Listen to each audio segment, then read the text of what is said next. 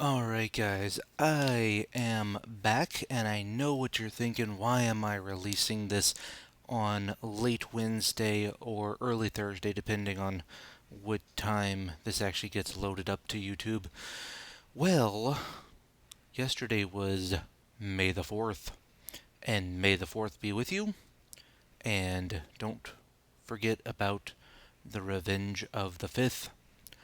So, with that being said, you might have an idea of what I am getting at. I actually was knew about this about 6 months ago when they announced it. I believe in December, a couple months ago, they had announced this. That they were making a whole bunch of Star Wars shows. I wasn't sure if this one was going to be continued because they had canceled some, and I just wasn't sure if they were going to keep the Bad Batch going on. So I was kind of surprised and happy to get the notification from Disney Plus that they had a new show for me to watch. Along with this, they do have it's not really a show, but it is kind of a back screen video of well, not all of, but some of the planets that are more relevant to the series of Star Wars overall. And it's kind of one of those drone footage things where it flies over and you get to see different planets that we have visited either from like The Mandalorian or over the Star Wars series, which was pretty cool. But today I am talking about the Bad Batch. Now, if you don't know who the Bad Batch are, those are these guys. They are characters that you may have seen in Clone Wars. Also, some of the characters you may have seen in Star Wars Rebels, and I know that some of them are definitely in Rebels. So they are basically an elite force of stormtroopers, but they do have genetic malfunctions, I guess you would say, or deficiencies. They do have a special set of skills, if you know what I mean, but they do have a little, I guess, glitch in their system because they don't follow the rules. They are Clone Force 99, and they basically consist of characters that are, let's see, there is Sergeant Hunter, there is Crosshair, Wrecker, and Tech. So the idea here is that these guys are an elite stormtrooper unit, kind of like special forces in military, and they are just like really good, but they're very defiant as well. We jump into this right off the bat with the Bad Batch hunting down the Jedi because Order 66 had just been put out, and they are hunting down Jedi, and guess who the Bad Batch gets to try and kill? If you don't know, I'm gonna spoil it for you, so this is your 3, 2, 1 chance. It is young. Get this. This is actually right after Order. This is right during Order 66, so think of that timeline. But young Kanan. Yes, our friend from the um, the series of Rebels, a very young Kanan, and he is in here with his Jedi trainer. He is a little Padawan learner at this point. He's not. No, he's not a youngling because younglings are like the little kids. He is a Padawan learner, and he is there with his master. And Order 66 is about to be called in, and the stormtroopers are about to kill or try to kill these two.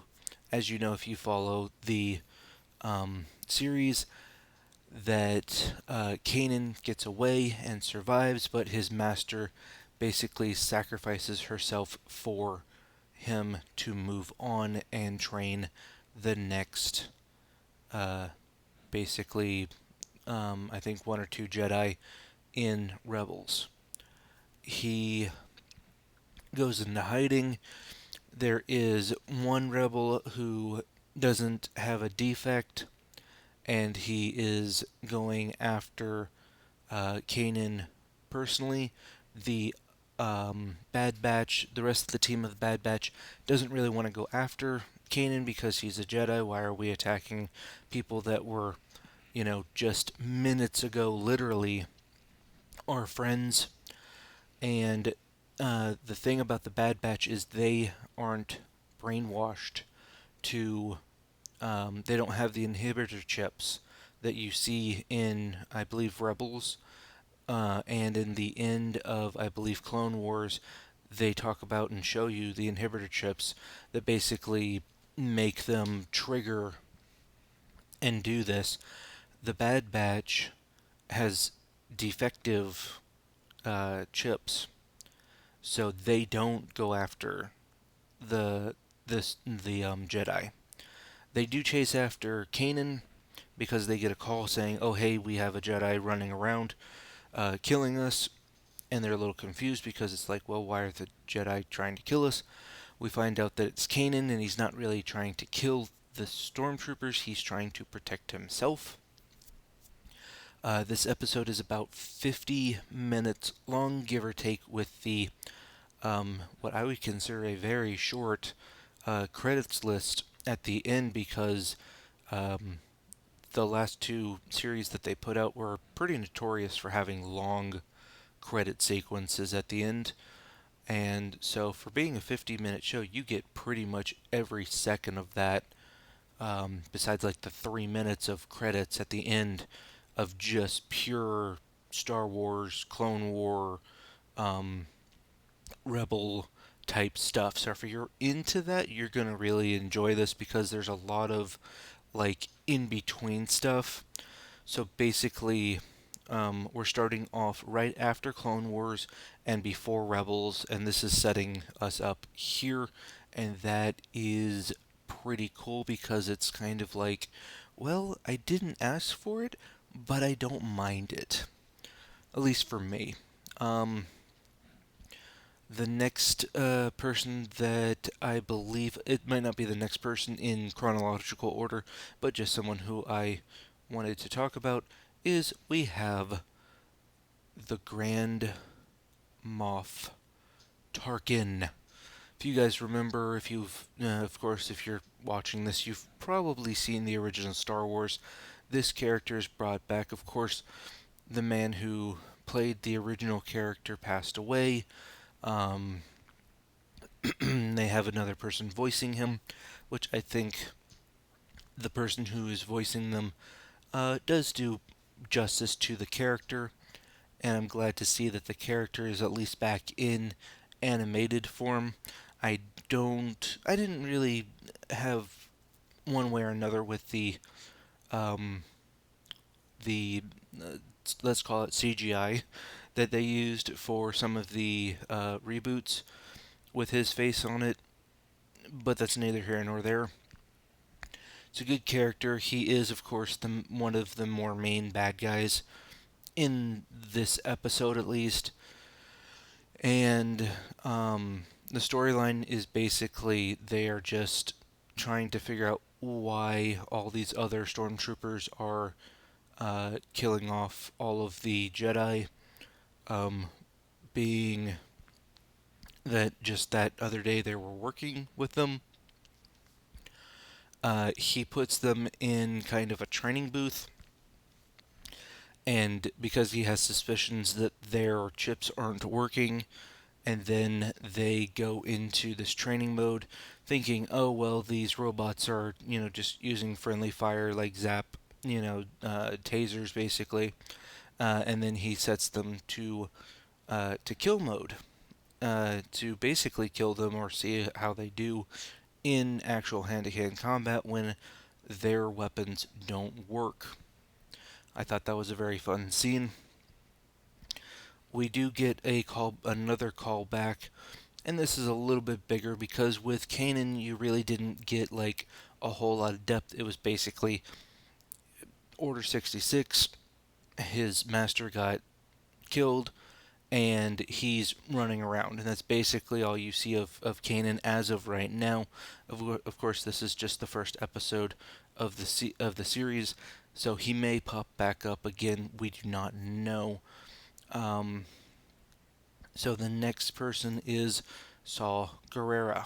I'm not sure if I'm pronouncing that right. I'm sorry if I didn't pronounce that right, but as you can see, on the left is the movie adaptation of Saw Gerrera. On the right is a younger version of uh, that character, and this is about, I would say, maybe, if my math is right, about 20 years before the left version is uh, in there.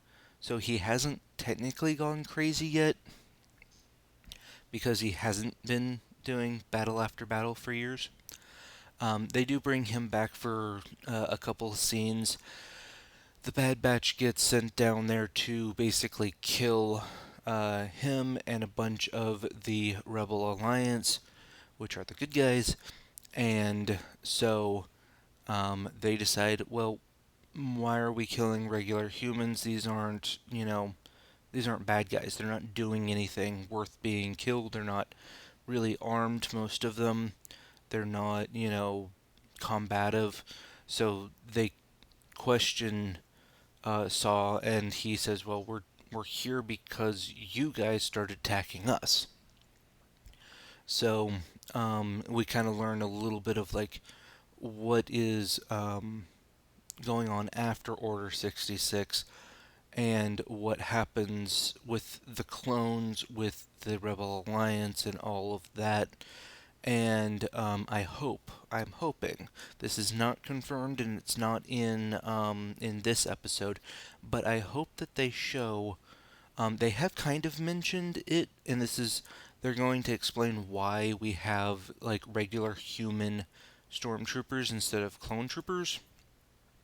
And if they're going by the canon of the novels, it's because, and you guys can correct me if I'm wrong in the comments, feel free, but I believe it's because Darth Vader felt that the clone troopers would learn too much and get too powerful even for him because there's so many of them. And if they decided, oh well, we don't want to follow him, they could turn themselves on him and destroy him. So he decided before they get too powerful and learn what's going on, he's going to destroy them. So that's why they started kidnapping kids, and that's why we have like Finn. Um, and hopefully they add that into the series.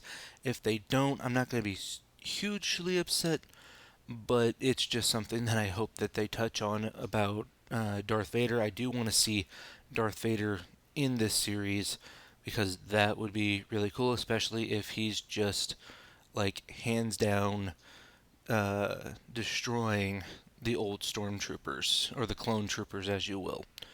Um, and then we get this really different character, and this will be the last character um, that I hit on because I don't want to make this video too long for you guys, but it is a new character, I believe, and you, again, feel free to correct me in the comments because I am not the Star Wars super Star Wars fan.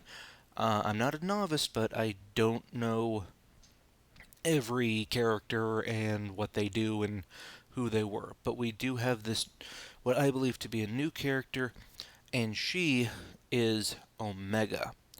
Omega is I believe it's Camino, the planet that creates the clone troopers, and she was made from the same clone uh, material from I believe it was Jango Fett and Boba Fett's clone daddy, and Jango. I guess they took some of his DNA, and of course they made the clone troopers, but they also, I guess, played around and made this girl. So I'm not sure what her like skill set is. A bunch of the Bad Batch people do have like a specific, not to sound too taken, but specific set of skills, if you will. So I think that we are jumping into this character being in here for a while.